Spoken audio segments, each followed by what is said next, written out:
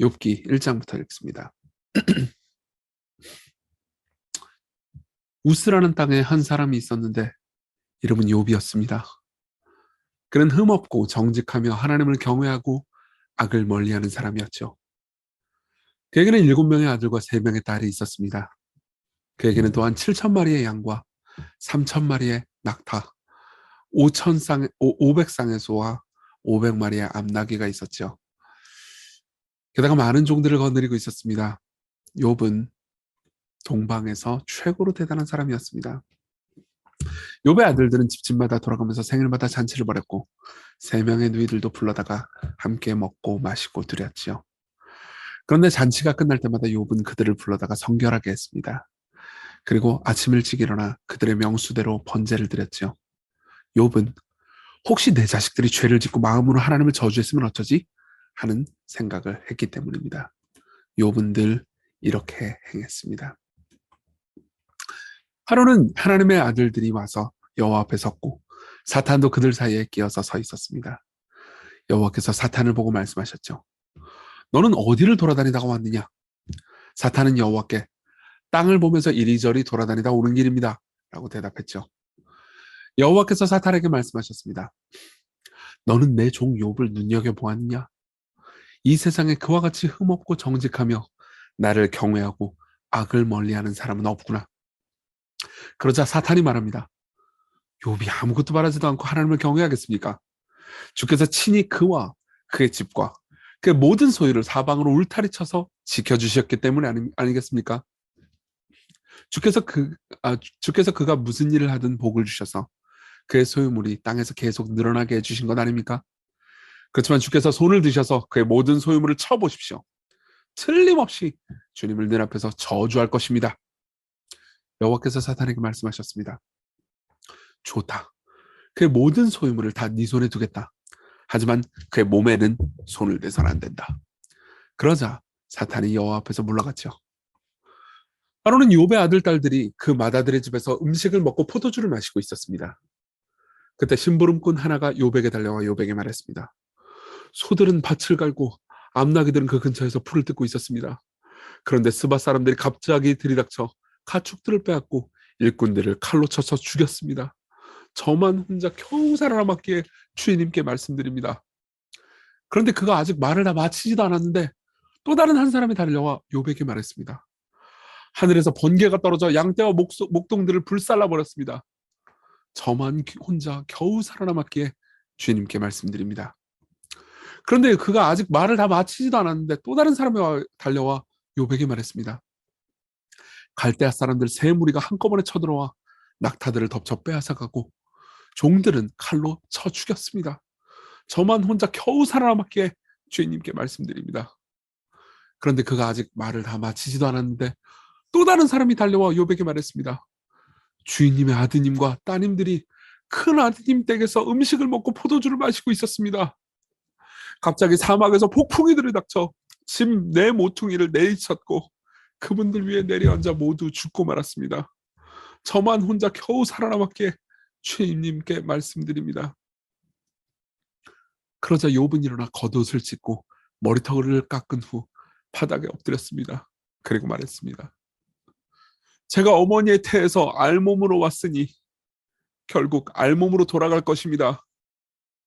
주신 분도 여호와시고 가져가신 분도 여호와시니 여호와 이름을 찬양할 뿐입니다. 이 모든 일을 당하고도 욥은 죄를 짓거나 하나님을 원망하거나 하지 않았습니다. 또 하루는 하나님의 아들들이 와서 여호와 앞에 섰고 사탄도 그들 사이에 끼어서 서 있었습니다. 여호와께서 사탄을 보고 말씀하셨죠. 너는 어디를 돌아다니다 왔느냐? 사탄은 여호와께 땅을 보면서 이리저리 돌아다니다 오는 길입니다. 라고 대답했죠. 여호와께서 사탄에게 말씀하셨습니다.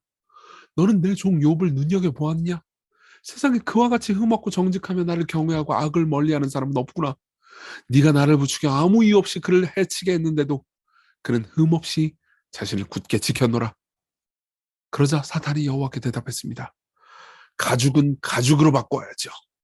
사람이란 지 소유물은 내어줘도 목숨은 안 내놓는 법입니다. 이게 무슨 말이냐면 가죽은 가죽으로 바꿔야죠 라는 말은 그러니까 이 욥에게 있어서는 자신의 목숨만큼 다른 걸 소중히 여기지는 않는다라고 사탄이 얘기를 하는 거예요. 그러니까 아니 저 욥은 사실은 지 가족들도 그렇고 그 재산도 종들도 심지어 자기 자들들마저도 그렇게 귀하게 여긴 게 아니에요.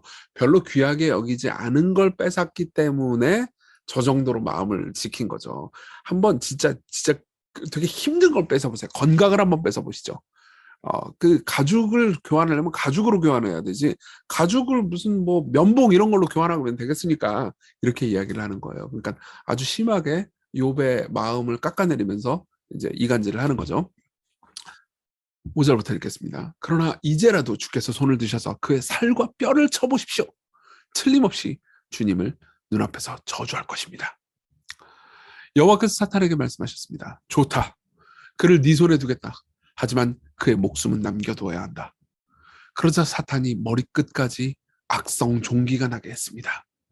그러자 욥은 잿더미에 앉아서 토기 조각을 쥐고 자기 몸을 긁고 있었죠. 그러자 그의 아내가 욥에게 말했습니다. 이래도 당신은 여전히 흠없이 자신을 지키려 하십니까? 차라리 하나님을 저주하고 죽어버리세요. 그러나 욥은 아내에게 이렇게 대답했습니다. 당신까지도 어리석은 여자처럼 말하는구려. 우리가 하나님께 좋은 것도 받았는데 나쁜 것은 받지 않겠다는 거요? 이 모든 일을 당하고도 욥은 입술로 죄를 짓지 않았습니다. 그때 욥의 친구 세 사람이 욥이 당한 모든 고난에 대한 소식을 들었습니다. 대만 사람 엘리바스와 수아 사람 빌닷, 나아마 사람 소발은 욥을 달래고 위로하려고 서로 약속해서 찾아왔죠. 그들이 멀리서 욥을 보았을 때 그가 욥인 줄 알아볼 수조차 없었습니다. 그래서 그들은 슬픔을 이기지 못해 소리를 질러 울고 자신의 겉옷을 찢었습니다. 그리고 머리에 티끌을 뿌렸죠. 그리고 그들은 7일 밤낮을 욥 곁에 앉아서 한마디도 하지 않았습니다.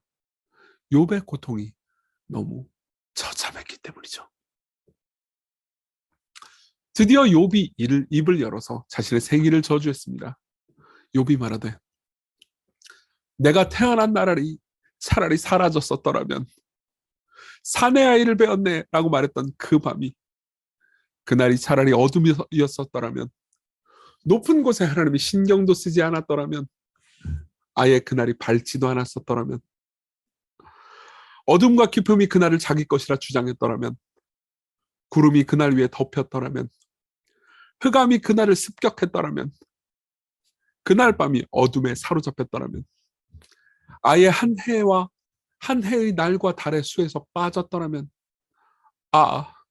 그 밤이 아무도 잉태할 수 없는 밤이었더라면, 아무도 기쁨의 소리를 낼 수 없는 밤이었더라면, 나를 저주하는 자들이 그날을 저주하였더라면, 리워야단을 깨울 수 있는 자들이 그 밤을 저주했더라면, 그 밤에 새벽별들이 어두웠더라면, 날이 밝기를 기다려도 새지 않고 동트는 것도 볼 수 없었더라면, 어머니의 태가 열리지 않고 내가 태어나지도 말았어야 했는데, 그래서 이 고통을 보지 못했어야 했는데, 왜 내가 모태에서 죽지 않았는지, 왜 어머니의 배에서 나오는 그 순간에 내가 낙태되지 않았는지, 왜 나를 받을 무릎이 있었으며 나는 왜 어머니의 젖을 빨았는가.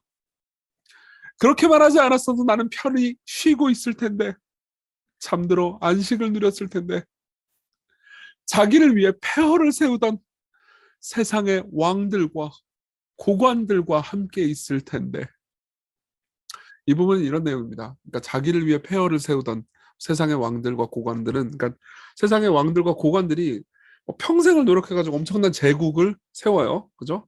근데 그렇게 제국을 세워봤자 시간이 지나면은 결국은 또 그 제국이 망해가지고 폐허가 되고 그러잖아요. 그렇죠? 예컨대 뭐 그렇게 생각하고 싶지 않지만 제가 막 열심히 노력해가지고 또 주께서 복을 주셔가지고 뭐 시건교회가 막 성장하고 막 굉장히 사람들 보기에 커졌다 하더라도 시간이 지나면은 또 뭐 만일 잘 안 되면 폐허가 될 수도 있는 거잖아요. 그렇죠? 그런 것처럼 인간이 하는 모든 노력으로 이루는 모든 것들이 사실상 허망하다라는 것을 이렇게 비꼬는 겁니다. 15절부터 읽겠습니다. 황금과 은으로 장식한 무덤에 묻힌 제후들과 함께 묻혀 있었을 텐데, 이것도 마찬가지 내용이죠. 제후들 돈 많아가지고 막 이제 막 펑펑 쓰고 살았지만 결국은 황금과 은으로 장식한 무덤에 묻혀 있다는 거죠. 그러니까 황금과 은으로 장식해가지고 겉은 삐까뻔쩍해 보이긴 하지만 실제로 그들은 죽었다라는 겁니다. 그러니까 나도 그렇게 됐을 텐데 이 세상의 영광과 이런 거 다 소용없구나 이렇게 한탄하면서 얘기를 하는 겁니다. 또는 낙태된 핏덩이처럼 햇빛도 못 본 아이처럼 되었을 텐데 거기서는 악당들도 소란스럽게 하지 못하고 피곤한 자도 쉴 수 있을 텐데 갇힌 자들도 함께 휴식을 취하고 노예 부리는 감독자들의 호통 소리도 들리지 않을 텐데 작은 자와 큰 자의 구별도 없고 노예도 주인으로부터 자유를 얻는 곳일 텐데 왜 하나님은 비참한 자를 태어나게 하셔서 빛을 보게 하시고 영혼이 쓰디쓴 자에게 생명을 주시는가? 죽기를 바라도 죽지도 못하고 숨긴 보물을 찾는 것보다 차라리 죽기를 더 원했는데 무덤이라도 찾아 얻으면 심히 기뻐하고 즐거워하는데 왜 하나님은 길 잃은 자를 붙잡아 놓고 사방을 애워싸고 살도록 내버려 두시는가? 밥을 앞에 놓고도 탄식이 나고 신음소리 물처럼 쏟아진다. 내가 그토록 두려워하던 것이 드디어 내게 닥쳤고 나 무서워하던 그 일이 마침내 현실이 되었네. 내게는 평온도 안정도 휴식도 없고 그저 불안만 끝없이 밀려올 뿐.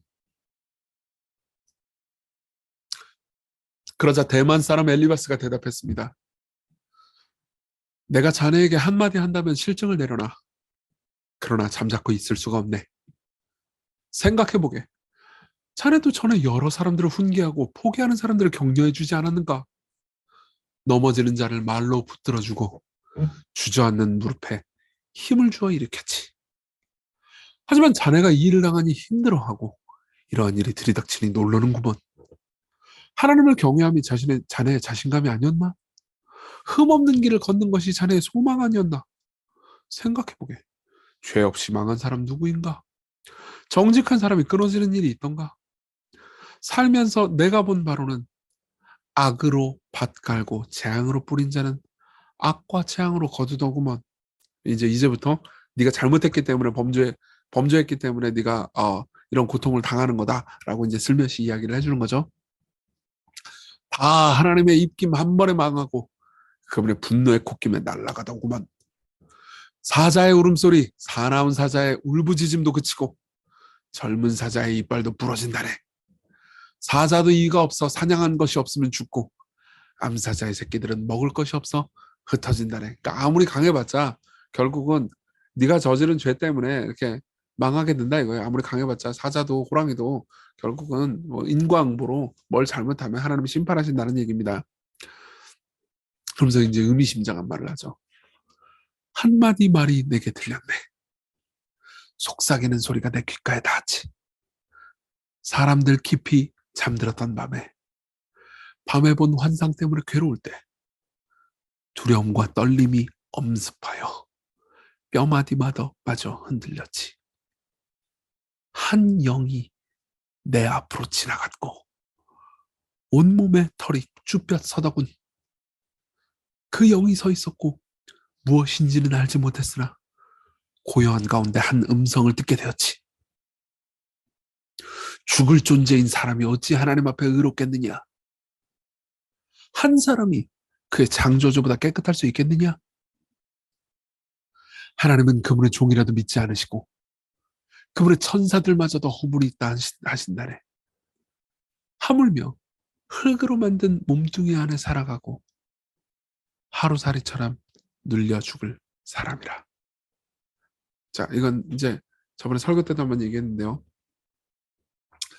여기서 말하는 나타난 한 영이 이제 사탄이라고 말씀드렸죠. 사탄이 결국 하는 일은 하나님이 너희들을 의심하고 있고 믿지 않고 있다. 하나님 너희들을 사랑하지 않는다. 이렇게 얘기해주고 있다는 거죠. 그러니까 사실 엘리바스는 사탄의 영에 사로잡혀서 이제 이런 충고를 하게 되는 거고요. 엘리바스뿐만 아니라 다른 친구들도 결국은 이제 이간질 가운데 있다라는 얘기를 저번에 말씀을 드렸습니다. 아침과 저녁 사이에 부서져 가루가 되고 별 수 없이 영원히 망하고 마는 사람들이랴. 천막줄을 거두어내면 천막이 쓰러지듯 죽을 때가 되면 지혜 없이 죽어가는 존재 아닌가. 자네 한번 부르짖어 보게나. 누가 응답해 주겠는가? 하늘의 거룩한 이들 중 그 누구에게 하소연할 수 있겠는가? 분노해 보았자 미련함 가운데 죽을 뿐이고 시기해 보았자 어리석음 가운데 멸망할 뿐이네. 미련한 자 뿌리 내리는 걸 보기는 했네만 삽시간에 그들은 저주를 받더구먼. 그의 자식들은 안전과는 거리가 멀고 성문에서 몰매를 맞아도 도와주는 이 없더군. 그가 추수해 보았자 배고픈 자가 먹어치우고 가시나무로 울타리 쳐보았자 목마른 자들이 삼켜버리더군. 재앙이 흙에서 갑자기 나오는 것 아니고 고통이 땅에서 솟은 것도 아니라네. 고통은 사람이 스스로 만든 것이고 이는 불이 위로 솟는 것처럼 당연한 일을 하네. 내가 자네라면 하나님을 찾겠고 내 사정을 하나님께 고백하겠네. 헤아릴 수 없이 큰 일을 행한 것이고 헤아릴 수 없이 놀라운 일을 하시는 분 말일세. 땅에 비를 내리시고 밭에 물을 대어 적시는 분 말일세. 낮은 자를 높이시고 애통하는 자들을 안위하시는 분 말일세. 여기서 주목해야 되는 것은 이제 엘리바스와 그의 친구들의 신학이 다 나쁜 건 아니라는 겁니다. 그러니까 이제 옳은 말도 있고 나쁜 말도 있어요. 잘못된 말도 있어요. 계속 섞여 있어요. 그래서 우리가 읽고 이해하기가 쉽지가 않죠. 하지만 이 부분들을 보면서 이게 결국은 이 세 친구들의 문제는 그러니까 사실은 자신이 알고 있는 어느 정도 옳은 신학을 사용해서 상대방을 정죄하는 데 있다라는 걸 알 수 있는 거죠. 12절부터 읽겠습니다. 그분은 교만한 자들의 계획을 좌절시키시고 그들의 손이 성공하지 못하게 하시지. 지혜로운 채 하는 자, 자기 꾀에 빠지게 하시고 약삭 빠른 자들의 계획이 뒤틀리게 하시지. 그들은 대낮에도 어둠을 만나고 한낮에도 한밤중인 양 더듬대고 다니지. 그러나 그분 연약한 자를 구하시네. 강한 자의 칼날 같은 입과 강한 압제로부터. 그러니 가난한 자에게 희망이 있고 불의한 자는 입을 다물 수밖에. 생각해보게 하나님께 매를 맞는 자는 행복한 것일세. 그러니 전능자의 훈계를 거절하지 말게라. 상하게 하시지만 싸매어 주시고 때리시지만 낫게도 하신다네. 6 재앙으로부터 너를 구원하시고 7 재앙이라도 너를 건드리지 못하게 하시네. 기근이 닥칠 때 굶어 죽지 않게 하시고 전쟁이 일어나도 칼에 죽지 않게 하실 것일세. 혀의 채찍으로부터 숨을 수 있고, 여기 험담을 가리키는 거예요. 어떤 재난 닥쳐도 두려워 아니하리. 멸망과 기근 앞에서 넉넉히 웃으며 들짐승도 두려워 아니하리. 들에 흩어진 돌들과도 언약을 맺으며 들의 야수와도 평화롭게 살리. 네 집안이 안전할 것이고 네 가축을 보아도 잃은 것이 없으리. 네 자손이 많아지고 후손들이 땅의 풀처럼 번성하는 것을 보게 되리. 제철의 곡식단이 타작마당에 이르듯 천수를 다 누리고 무덤에 이르리. 생각해보게나 이것이 우리 묵상의 결과이니 명심하게나 다 자네 잘되게 하려 하는 말일세. 그리고 욥이 대답했습니다. 내가 겪은 고난을 달아볼 수 있다면, 내가 당한 고통을 모두 저울에 잴 수 있다면 바다의 모래 합친 것보다 더 무거울 것이니 내 말이 거친 것 그 탓이리라. 전능자의 독화살 내게 막혀 내 영혼이 그 독을 마시니 하나님을 향한 공포가 나를 몰아치는구나. 먹을 풀이 있으면 들나귀가 울겠느냐? 먹을 꼴이 있는데 소가 울겠느냐? 맛없는 것이 소금 없이 먹히겠느냐? 달걀 흰자위를 무슨 맛으로 먹겠느냐? 달걀 흰자위 맛있는데. 농담이에요. 농담하면 안 되는데 여기서. 이 모든 것 만지기도 싫으니 속에서 구역질이 다 나네. 나 간절히 바라는 소망이 있어. 하나님께서 그 바람 이루어 주신다면 나를 기꺼이 밟아버리시기를, 손을 드셔서 나를 끝장내 주시기를, 차라리 그러면 내 마음 위로받으리, 오히려 뛰며 기뻐하리. 거룩하신 분의 말씀 거역하지 않았으니 내가 무슨 힘이 있다고 더 기다릴 수 있으리요? 내 마지막이 어떠할 것이기에 내가 더 참을 수 있으리요? 내가 바위 같은 힘이 있나? 아니면 내 몸이 철과 같이 강하기라도 하나? 나는 나를 도울 의지조차 없지 않은가? 도움이라곤 멀리 사라져버리지 않았는가? 그러니까 이게 되게 중요한 의미심장한 표현이죠. 나는 나를 도울 의지조차 없지 않은가? 그러니까 사람들이 나를 돕지 못하는 건 뭐 둘째치고 나도 나를 돕기 싫다는 거예요. 예, 정말 죽어버리고 싶다는 거죠. 절망에 빠져 전능자 경외하기를 저버릴지라도 친구들만큼이라도 동정해주면 안 되겠는가? 형제로 여겼던 친구들은 변덕스럽게 이럴 데 없어 넘쳤다가 마르기도 하는 개울과 같네.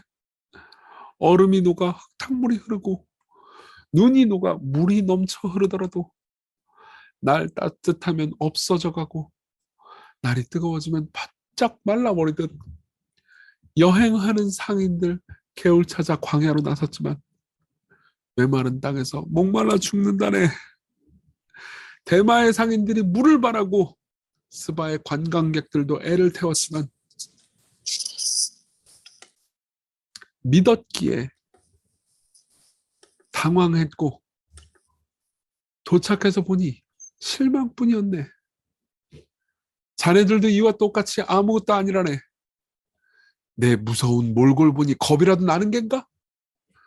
내가 언제 자네들에게 무엇을 달라고 했나? 나를 위해 재산을 좀 달라고 했나? 내가 언제 나를 원수의 손에서 구해달라 했나? 폭군의 손에서 구해달라 했나? 나를 좀 가르쳐주게. 내가 입을 다물겠네. 내가 잘못한 것이 무엇인가? 옳은 말이 어찌 그리 고통스러운지. 대체 자네들의 논쟁으로 뭘 증명하고 싶은 겐가? 남의 말꼬투리나 잡으려는 겐가? 절망에 빠진 사람의 말을 헛소리로 여기는구나. 자네는 고아를 놓고 제비를 뽑고 친구를 놓고 흥정을 하는구나. 그러나 이제 내 얼굴을 좀 똑바로 보게나. 자네들 면전에서 내가 거짓말을 하겠나? 제발 돌아와 주게. 내게 불의를 행하지 말게나. 제발 돌아와 주게. 내 의가 바로 여기 있다네. 내가 한 말에 불의가 있던가? 내 미각이 이제 선악도 분별을 못하겠는가? 인생은 고통입니다. 그렇지 않습니까? 평생은 그저 종신노역 아니겠습니까? 저녁 그늘 몹시 바라는 종과 같이 하루 품삯 몹시 기다리는 품꾼과 같이 달마다 기다려도 허무와 고통뿐이고 괴로운 밤만이 제게 작정되었습니다. 누울 때면 말하기를 언제나 일어날까? 언제 밤이 갈까? 하며 새벽까지 이리 뒤척 저리 뒤척할 뿐입니다. 제 살은 구더기와 딱지로 덮였고 피부는 아물었다가도 터져 문드러집니다. 저의 나날들은 배틀의 북보다 빠르게 지나가니 소망도 없이 사라지고 맙니다. 제 생명이 입김 같음을 기억해 주소서. 이제 제 눈은 다시 행복을 보지 못할 것 같습니다. 저를 바라보던 이의 눈은 더 이상 저를 보지 못하고, 이거는 이제 자녀들을 생각하는 거죠. 자녀들이 원래는 자기를 바라봤었어요. 근데 더 이상 저를 보지 못하는 거죠. 네. 당신의 눈이 저를 찾으셔도 저는 이미 없어졌을 것입니다. 구름이 사라져 없어지듯 스올로 내려가는 자들 돌아오지 않겠죠. 이 말은 무슨 말이냐면 나 스올로 내려갈 거라 이거예요. 그러니까 나 지옥 가버릴 거고, 나 그러니까 심하게 표현하면 당신이 있는 천국이라면 안 가겠습니다. 이런 정도로 이제 막 한탄을 시작하라는 거죠. 다시는 자기 집에 갈 수도 없겠고 그가 살던 집도 그를 알아보지 못하겠죠. 그런데 제가 어찌 입을 다물고 있겠습니까? 내 영혼 애달프고 마음은 아파서 하소연 좀 하렵니다. 제가 바다입니까? 아니면 바다 괴물입니까? 왜 주께서는 저를 가도 감시하십니까? 잠이라도 자면 위로가 되겠지. 누워 좀 쉬면 탄식이 줄어들겠지 하고 생각했는데 주께서는 악몽으로 나를 공포에 떨게 하시고 몸서리치는 환상으로 잠도 못 자게 하십니다. 차라리 숨이라도 좀 막혔으면, 고통을 당하느니 차라리 죽어버렸으면, 사는 것이 지겹습니다. 영원히 살 것도 아닌데 저를 좀 내버려 두십시오. 저의 날들은 한낱 입김일 뿐입니다. 대체 사람이 무엇이기에 주께서 그를 크게 생각하시고 그에게 그렇게 신경을 쓰십니까? 왜 아침마다 그를 들여다보시고 순간마다 시험하십니까? 언제까지 저를 쳐다보실 것입니까? 침 삼키는 동안만이라도 저를 좀 내버려 두세요. 사람 감시자시여, 제가 죄를 저지른다 해서 당신께 무슨 손해가 되나요? 왜 저를 관역으로 삼으셨습니까? 왜 저를 당신의 짐으로 여기시나요? 그냥 제 허물을 용서해 주시고 죄를 없애 주시면 안 됩니까? 이제 제가 죽어 흙 속에 누우면 아무리 저를 찾으셔도 거기 없을 겁니다.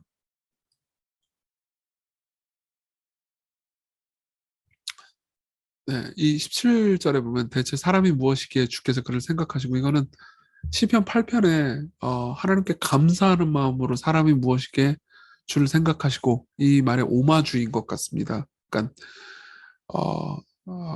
시편 8편이 사실은 아마도 이 다윗이 쓴 거기 때문에, 그러니까 욥이 훨씬 이후에 쓴 말이겠죠. 그런데 그 이전에도 이미 이런 그런 표현들이 있었던 것 같아요. 그러니까 원래는 굉장히 하나님께 감사하는 말로 이런 표현을 써긴 했지만은, 하나님께 감사하기보다는 이제 하나님을 원망하는 말로 이런 표현을 쓴 것 같습니다. 그러니까 그만큼 이제 욥은 굉장히 감정이 격양돼 있고 너무너무 큰 이 상실감에 고통당하고 있는 거죠. 8장을 읽겠습니다. 그러자 수앗 사람 빌닷이 대답했습니다. 언제까지 그런 말을 계속하려는가? 성난 바람 같은 분노 언제까지 쏟아내려는가? 하나님께서 심판을 잘못하시겠는가? 전능자가 정의를 왜곡하시겠는가? 자네 자식들이 그분께 죄를 지었음에 분명하네. 그래서 그 주님이 그들을 벌하신 게야. 자네가 만일 하나님을 찾고 전능자에게 간구한다면, 자네가 만일 깨끗하고 정직하다면 지금이라도 그분이 일어나셔서 자네가 살 곳 돌려주시리. 자네 시작은 미약했지만 자네 나중은 심히 창대할 것일세. 유명한 말이죠. 그렇죠? 이 음식점에 붙여놓는 명대로는 안 쓰는 게 좋습니다. 자, 이전 세대에게 물어보고 조상들이 터득한 지혜를 생각해보게나. 우리는 그저 갓 태어난 사람들, 우리가 산 땅의 나날들은 그저 그림자일 뿐. 조상들이 가르쳐주고 일러주지 않았나? 그들이 마음으로부터 나온 말을 해주지 않았냐? 습지가 아닌 데서 파피루스가 나오겠나? 물 없이 갈대가 자랄 수 있겠나? 아직 푸르기에 뵐 때가 아닌데도 다른 풀보다 더 쉬이 말라버리지. 하나님을 잊는 사람의 길이 다 이와 같고 하나님 없는 사람의 소망 망해버리니. 그러니까 이 말은 습지가 아닌데도 파피루스가, 이거는 콩 심은 데 콩 나고 파 심은 데 팥 난다, 이런 의미예요. 그러니까 네가 잘못을 했으니까 고통이 나오는 거지, 이렇게 얘기를 하는 거죠. 그의 신뢰하는 것은 깨어지기 쉽고 그가 확신하는 것은 거미줄에 지나지 않네. 그가 집을 기대어 살지만 그 집 쓰러지고 단단히 붙들어도 버티지 못하네. 그가 비록 햇빛바다 물이 오르고 그 가지가 동산 전체에 뻗어도 그 뿌리가 돌 틈까지 파고 들어가 돌과 돌 사이에서 자란다 하더라도 뿌리가 뽑혀버리면 시들어버리고 그 자리마저 너를 본 일이 없다 모르는 채 한다네. 생각해보게. 결국 그 길의 기쁨 고작 이것이 다이며 그 뒤에 땅에는 다른 싹이 돋아날 걸세. 생각해보게. 하나님은 착한 자를 버리지 않으시고 악한 자의 손은 잡지도 않으시네. 그러나 그분이 자네의 입을 웃음으로 채우시고 자네의 입술을 탄성으로 채우실 걸세. 자네를 미워하는 자는 망신을 당하고 악인이 세운 장막은 간 곳 없으리. 그래서 욥이 대답했습니다. 그러게 말이야. 자네 말이 맞는 줄은 나도 아네. 하나님 앞에 죄 없다 할 사람이 어디 있겠나? 사람이 하나님과 논쟁을 한다 한들 그분의 첫 마디 말씀에 한 마디도 대답지 못하리. 마음이 지혜롭고 힘이 있어 전능하신 분. 누가 그분과 겨루어 무사하겠는가? 아무도 모르게 산을 옮기시기도, 진노하셔서 산을 엎으시기도 하는 분. 있는 자리에서 땅을 움직이셔서 그 기초까지 흔들리게 하시지. 해에게 명령하셔서 뜨지 못하게도, 별들을 가두셔서 비추지 못하게도 하시지. 혼자 하늘을 펼치시고 바다 물결 위를 걸으시네. 북두칠성과 오리온 자리를 만드시고 묘성과 남방 별자리를 만드신 분. 이해하지 못할 큰 일을, 셀 수 없는 기적을 보이신 분. 그분 내 앞을 지나셔도 나는 볼 수 없네. 나를 지나쳐 가셔도 알아채지 못한다네. 그분이 강탈해 가시면 누가 막겠는가? 누가 지금 뭐 하시는 겁니까? 라며 항의하겠는가? 하나님이 진노를 돌이키지 않으시면 바다 괴물 라합의 부하들도 그분께 무릎 꿇래. 여기 라합은 당시 이 고대 신화에서 이 저기 괴물이라고 알려졌던 어떤 괴물 이름이에요. 그런데 어떻게 내가 감히 한마디라도 대답하겠는가? 그분 마음 움직일 말을 내가 어떻게 고르겠나? 내가 결백하다 하더라도 입증할 수 없고 그저 내 심판자 앞에 자비를 구할 뿐. 내가 그분 불러서 그분 대답하신다 하더라도 나는 그분이 내 말에 귀를 기울이시리라 믿지 못하겠네. 그분이 폭풍으로 나를 치시고 이유 없이 마구 때리셨네. 나 숨 돌릴 틈도 허락지 않으시고 쓰라림만 가득 채워주시지. 힘으로 하자니 그분은 강하시고 법으로 하자니 누가 그분을 기소하겠는가? 내가 결백하다 하더라도 내 입이 나를 정죄할 것이고 내가 흠이 없다 하더라도 그분이 나를 정죄할 걸세. 나는 흠이 없다네. 나는 내게 관심이 없네. 그저 산다는 것이 싫을 뿐이지. 어떻게 살든 똑같을 뿐이지. 그분은 의인과 악인을 함께 멸하신다네. 갑자기 재난이 닥쳐 죽음에 이를지라도 그분은 무죄한 자들의 절망을 비웃으실 걸세. 세상은 악인 손에 넘어갔고 재판장들은 눈이 가리었네. 이 모든 것이 하나님 책임이 아니라면 누구의 책임인가? 제 인생은 경주마보다 더 빨리 지나가니 간혹 좋은 일 있어도 보고 누릴 겨를이 없습니다. 이거는 이제 이 25절부터는 하나님께 하는 말이에요. 그 전까지는 이제 친구들에게 하는 말이었습니다. 미끄러져가는 갈대배처럼 먹이를 덮치는 독수리처럼 날아갑니다. 불평 그만하고 웃음을 좀 지어보자 마음 먹어보려 해도 저는 제 모든 고통이 두렵습니다. 당신이 나를 무죄하다라고 하지 않으실 거잖아요. 어차피 당신이 나를 정죄하실 거라면 제가 왜 이처럼 헛되게 고생해야 합니까?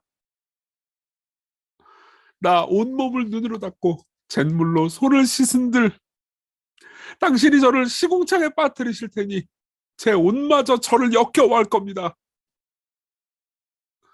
그분은 나처럼 사람이 아니시니 내가 말대답을 할 수도 없고 법정에서 따지자고 할 수도 없는 데다 우리 사이에 중재할 리도 없고 판결해 줄 리도 없구나.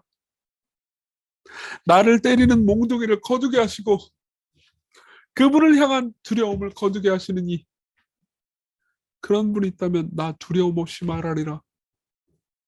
하지만 내게 그런 일이 있기는 하려나. 네. 아, 이 28절에 저는 제 모든 고통이 두렵습니다. 당신이 나를 무죄하다고 하시지 않을 거잖아요. 이 부분을 보면서 결국은 예수 그리스도 안에서 우리가 무죄하다. 우리가 죄인인데도 그죠? 라고 하실 분이 생각이 떠오르죠. 그죠? 게다가 33절부터 34절을 보면 우리 사이에 중재할 리도 없고 판결해 줄 리도 없구나. 없다고 생각했죠. 나를 때리는 몽둥이를 거두게 하시고 그분이 향한 두려움을 거두게 하시느니 그죠? 예수 그리스도께서 우리 대신 그 몽둥이를 맞으시고 우리 대신 하나님을 끔찍하게 두려워하셨죠. 그죠? 그런 분이 있기 때문에 우리는 두려움 없이 하나님께 나아갈 수 있습니다. 그런 일이 있었죠. 10장입니다.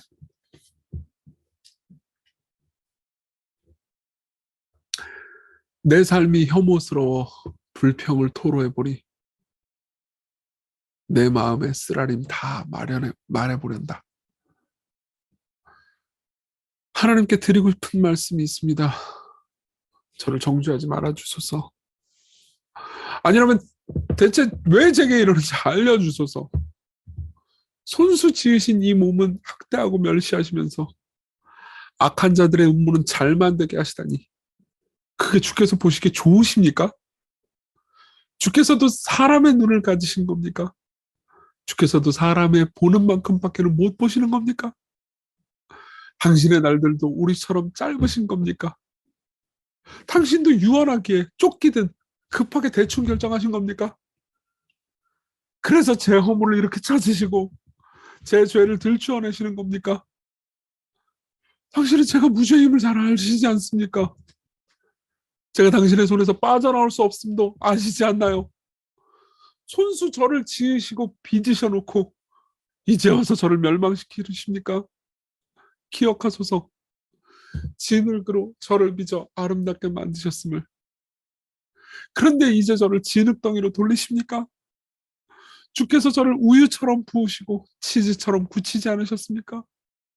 피부와 살로 저를 입히시고 뼈와 근육을 엮어 몸을 만드셨습니다. 당신은 제게 생명과 은혜를 주시고 저를 돌보셔서 제 영혼을 보존하셨습니다. 그런데도 속으로는 다른 마음이셨군요. 그러실 줄 알고 있었습니다.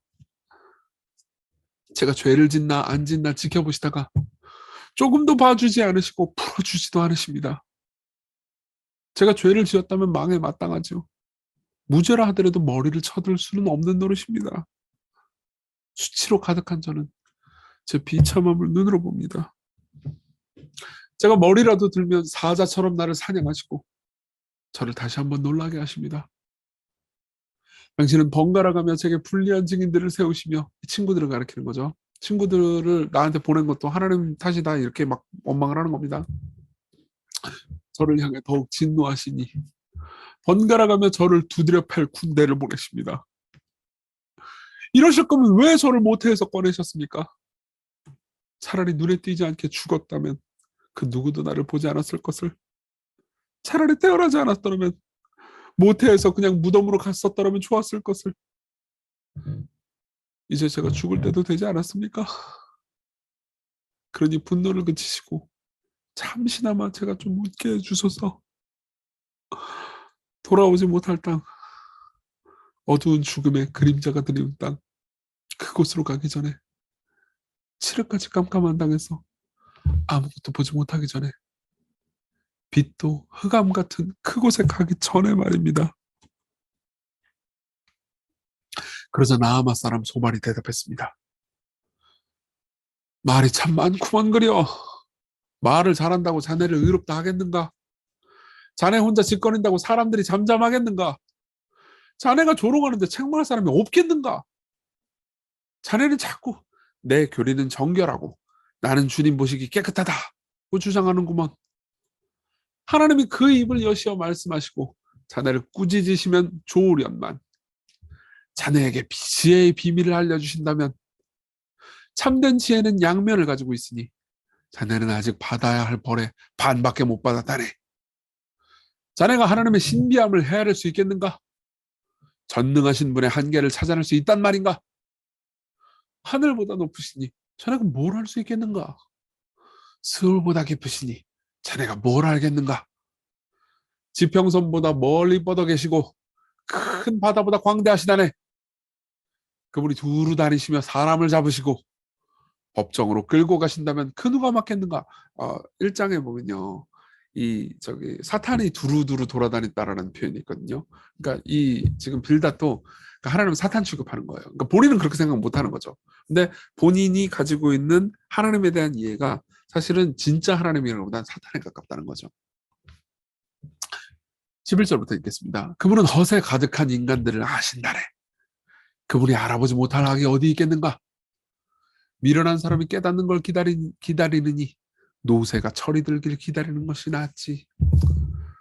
그래도 만일 자네가 마음을 굳게 먹고 그분을 향해 자네의 손을 뻗는다면, 자네 손에 죄악을 떨어내버리고 자네 집에 악이 머무르지 못하게 한다면, 자네는 부끄러움 없이 얼굴을 들고 굳게 서서 두려움 없을 걸세. 지난 괴로운 일 다 잊게 되고 흘러간 물처럼 웃으며 기억하게 되겠지. 자네 삶의 남은 나날 대낮보다 밝을 것이고 모든 어둠 아침같이 밝아질 걸세. 희망에 넘쳐 안정감을 느낄 것이고 사방을 둘러봐도 안심하고 잠자리 들겠지. 자네 누워 자도 두렵게 할 사람 없을 것이고 많은 사람들이 자네 앞에서 은혜를 구할 걸세. 그러나 악인들은 눈이 멀어 도망할 곳도 못 찾으리니 그들의 희망은 숨이 끊어지는 것일 뿐이지. 그러자 욥이 대답했습니다. 자네들만 지혜로운 것 같구먼. 자네들이 죽으면 지혜도 죽겠어. 나도 자네들만큼은 생각이 있다네. 자네들이 한 말들 누가 모르겠나. 하나님을 찾고 응답받던 내가 친구들의 조롱거리가 되고 의롭고 흠없던 내가 비웃음거리가 되고 있구나.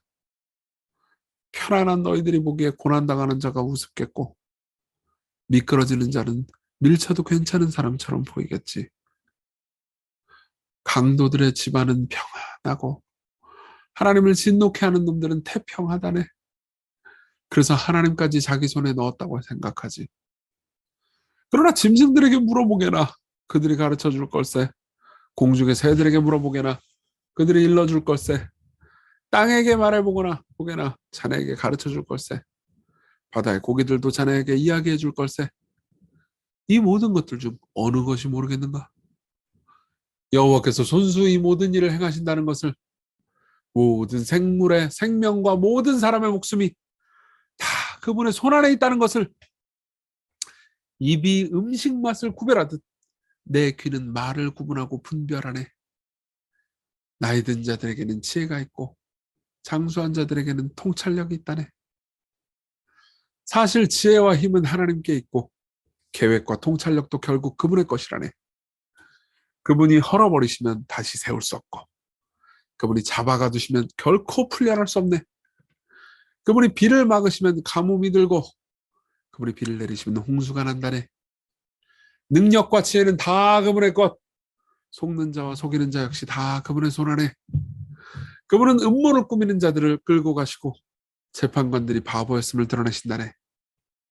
왕들이 결박해보았자 그분이 푸실 수 있고 도리어 그 왕들을 결박하신다네.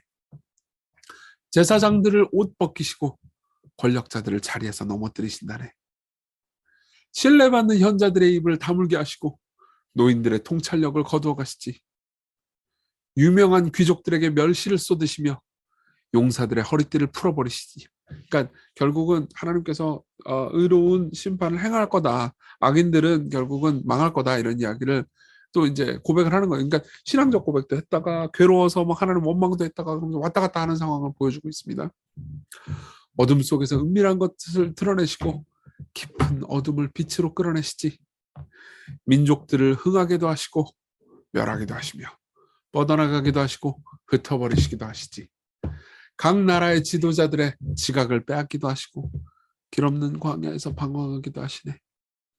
어둠 가운데서 더듬거리게 취객처럼 헤매게 하시네. 혹여나 이 모든 것들 내 눈이 보았고 내 귀가 들어한다네. 자네들이 아는 것 나도 아네. 나 자네들보다 못하지 않다네. 그러나 나는 전능자에게 말씀 좀 드리고 싶고 하나님께 좀 따져 묻고 싶다네. 자네들은 거짓말이나 지어낼 뿐 모두 그저 쓸모없는 돌팔이들이네. 입이라도 좀 다물게나. 그게 자네들의 지혜를 입증할 방법이야. 이제 내 변론을 좀 들어보고 내 입술의 호소에 귀를 기울여 보게나. 자네들이 가혹하게 말하는 것이 하나님을 대신해서인가? 그분을 위해서 속이는 말을 하는 게인가? 하나님의 편을 드는 건가? 그분을 변호하려 드는 건가? 그분이 자네들을 조사하신데도 좋겠는가? 그러니까 내가 당한 일들 니들이 당해도 똑같겠는가? 이렇게 얘기하는 거예요. 사람을 속이듯 그분을 속일 수 있겠는가? 자네들이 이간질이나 하고 있다면 그분에게 꾸지람을 들을 걸세. 그분의 어미가 두렵지도 않나? 그분을 두려워하는 마음이 자네들을 덮치지 않겠나? 자네들의 격언은 잿더미에 불과하고 자네들의 변론은 흙더미같이 물얹어 내릴 걸세. 그러니 입을 좀 다물고 내 말을 좀 들어보게나. 무슨 일이 내게 일어나든 내가 감당하리니. 나라고 목숨이 아깝지 않겠나? 왜 내가 위험을 감수하고 싶겠나? 그분 나를 죽이실지라도 나는 그분께 희망을 두리. 내 사정을 그분께 토로하리라. 이렇게 하는 것이 내 구원이 될 걸세. 위선자들은 그분 앞에 나서지도 못할 테니. 자네들 내 말을 똑똑히 듣게나. 자네들 귀에 선언하고 싶은 것이 있네. 이보게나. 나 이제 소송 준비가 끝났네. 나는 내 무죄를 확신한다네. 누가 나를 고발할 수 있겠는가? 있다면 나 입을 다물고 조용히 죽겠네. 그러니까 계속 하나님 원망했다가 막 왔다 갔다 하고 있죠. 하나님 제 두 가지 청을 좀 들어주소서. 그리하시면 제가 주를 피하여 숨지 않겠나이다. 저를 치시는 그 손을 거두어 주소서. 이렇게 제가 두려워 떨지 않게 해주소서. 그리고 하나님 저를 불러주소서. 응답하리이다. 아니면 제가 아뢰겠으니 저에게 대답하여 주소서. 두 가지 청은 이겁니다. 하나는 나 덜 고통스럽게 해달라. 고통을 가져가 달라. 이제 그만 고통스럽게 해달라. 이게 하나고요. 그리고 그게 안 되면 최소한 나한테 나타나서 이유라도 설명해달라. 이거죠. 23절부터 읽겠습니다. 제가 지은 죄가 얼마나 많은 겁니까? 제가 무슨 잘못을 저질렀나요? 제 반역과 죄를 좀 알려주십시오. 왜 당신의 얼굴을 제게서 숨기시고 저를 당신의 원수로 여기십니까? 왜 날리는 낙엽 같은 저를 괴롭히시며 마른 겨와 같은 저를 쫓아다니십니까? 왜 저의 쓰라린 과거를 일일이 기록하시고 어린 시절의 죄까지 다 책임을 물으십니까? 제 발을 수갑으로 채우시고 제 모든 길을 수사하셔서 낙인을 찍으십니까? 저는 그저 썩어갈 뿐입니다. 녹슨 쇠처럼, 좀먹은 옷처럼. 사람이란 여인에게서 난 몸, 사는 날 짧고 괴로움으로 차 있습니다. 꽃처럼 피었다가는 시들어버리고 그림자처럼 지나가고 머무르지 못하죠. 왜 이런 존재에게 눈길을 두셔서 살피십니까? 왜 저를 당신 앞으로 끌고 가 재판을 하십니까? 누가 더러운 것 가운데 깨끗한 것을 내겠습니까? 누구도 그렇게 하지는 못합니다. 당신이 인간의 사는 날과 달을 다 정하셨고 인생의 한계를 정하신 분 역시 당신이시니 그러니 이제 그에게서 눈을 떼셔서 숨 좀 돌리게 하소서. 막일하는 노동자들도 쉬는 날이 있지 않습니까? 한 그루 나무라도 희망이 있습니다. 베일지라도 싹이 돋고 열한 가지가 나오죠. 비록 그 뿌리가 땅에서 늙고 그루터기가 흙에 묻혀 죽어도 물기를 느끼면 싹이 돋고 새로 심은 듯이 가지가 나옵니다. 그러나 대장부라도 죽으면 끝이고 숨을 거두면 사라집니다. 바다에서 물이 빠지고 강이 말라 갈라지듯 사람이 죽어 누우면 일어나지 못하고 하늘이 사라지는 한이 있어도 깨어나지 못합니다. 차라리 저를 스올에 감추어 두실 수 없나요? 주의 진노가 사라질 때까지 저를 숨겨주시고 때가 되면 저를 다시 기억해 주시면 안 되나요? 대장부라도 죽으면 끝이고, 그래서 나는 내 고난의 날을 인내하며 풀려나기를 기다릴 것입니다. 당신이 불러만 주신다면 저는 대답하겠습니다. 당신의 손으로 만드신 것이 그립지 않으십니까? 당신 비록 제 발걸음들을 세고 계시지만 제 죄를 추궁하지는 않으실 것입니다. 그러니까 발걸음을 세다는 말은 내가 한 모든 길들, 내가 모든 한 행동들을 다 따져본다는 의미예요. 하지만 저를 추궁하지는 않으시겠죠. 그러니까 여기서는 또 신앙적인 표현이 나옵니다. 제 죄악을 자루에 담으셔서 봉하시고 제 죄를 모두 덮으실 것입니다.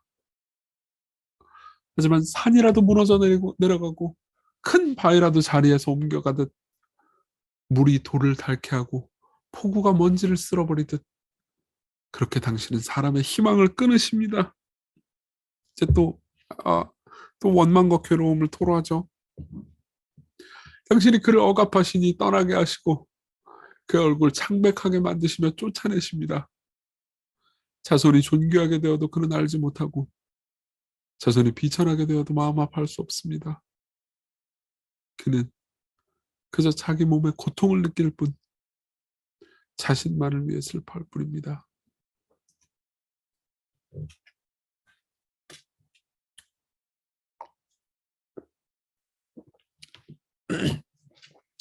그래서 대만 사람 엘리바스가 대답했습니다. 자네가 정말 지혜롭다면 헛소리만 하겠는가? 마음속에 그렇게 허풍만 꽉 들어차 있겠는가? 이렇게 쓸모없는 논쟁이나 버리고 유익도 없는 말이나 늘어놓겠는가? 자네는 정말 하나님 경외를 버려버리고 그분을 묵상하는 것을 완전히 떠났구먼. 자네 죄가 자네 입을 가르쳐 간사한 말만 골라서 하고 있구먼. 내가 아니라 자네의 입이 자네를 정죄하네. 자네의 말이 자네를 유죄로 정죄하고 있어. 자네가 세상에서 태어난 첫사람인가?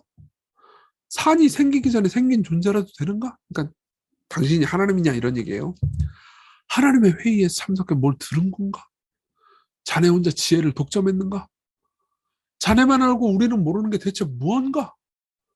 우리에게는 없는 통찰을 자네만 가지고 있는가? 우리 중에는 백발의 노인들과 연로한 사람도 있고 자네 아버지보다 나이 많은 사람도 있다네. 하나님의 위로가 자네에게 그렇게 하찮은가? 그리 부드럽게 말씀하셔도 어림도 없는 것인가?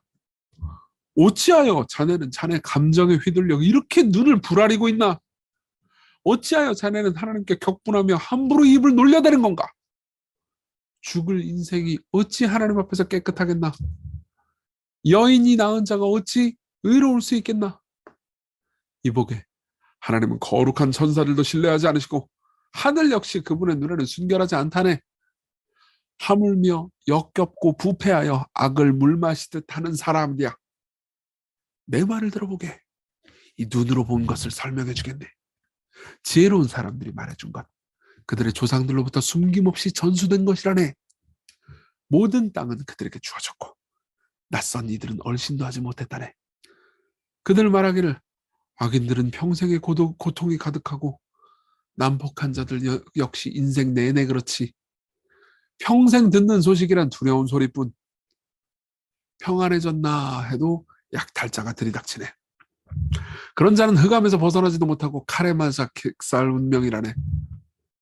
먹을 것을 찾아 헤매며 어디 있나 하지만 흑암의 날이 이미 곁에 바짝 붙어있지. 그러니까 욥이 이런 사람들 이거예요.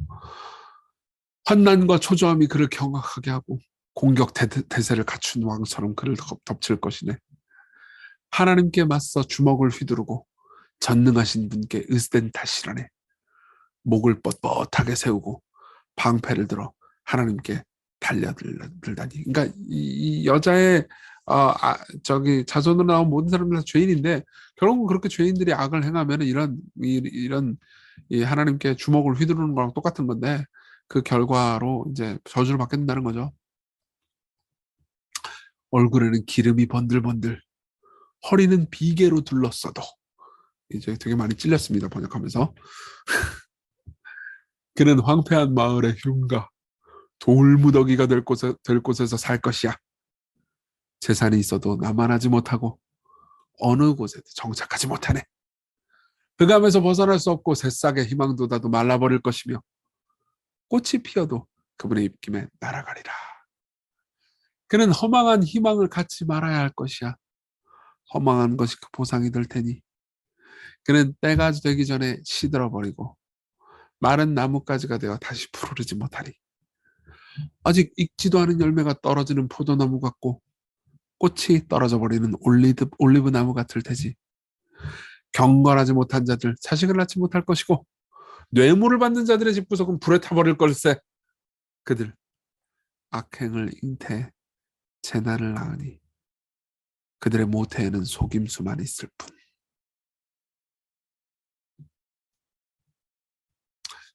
네, 14절에 보면 이런 이야기가 있죠. 죽을 인생이 어찌 하나님 앞에서 깨끗하겠는가? 여인이 낳은 자가 어찌 의로울 수 있겠나?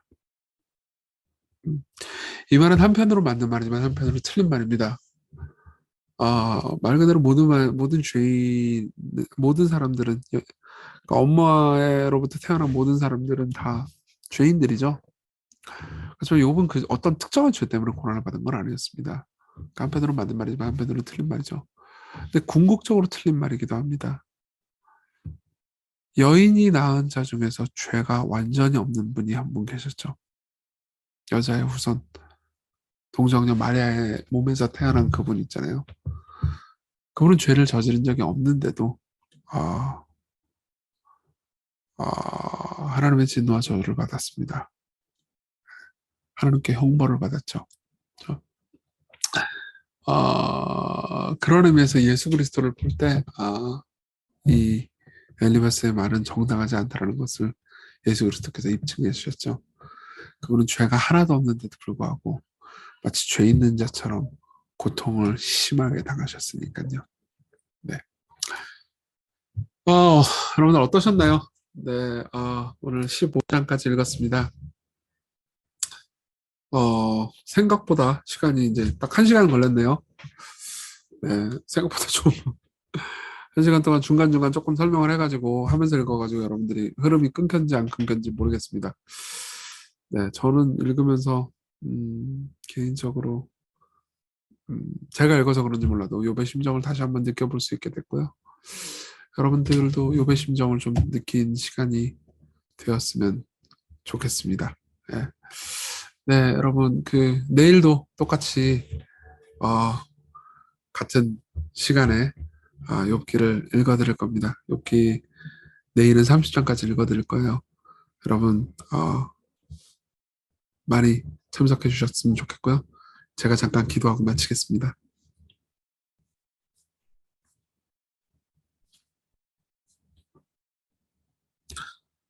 은혜롭고 자비로우신 주님, 욥이 이렇게 큰 고통을 당했고 고통 가운데 하나님께 부르짖었지만 하나님께서는 그것을 욥의 인내로 보아주셨습니다. 그러나 욥보다 더 의롭고 욥보다 더 큰 고통을 까닭없이 당하신 분이 인내하실 때는 아무 불평도 없이 양처럼 끌려가셨습니다. 그분이 우리의 주님이심을 기뻐합니다. 그분이 우리의 구주이심을 기뻐합니다. 그것을 기억하면서 당신을 따르게 해주십시오. 예수님 이름으로 기도했습니다. 아멘. 네, 여러분 욥기 강독회에 참석해 주셔서 감사합니다. 내일 이렇게 진행됩니다. 내일 또 만났으면 좋겠습니다. 여러분 편안한 밤 되세요. 안녕.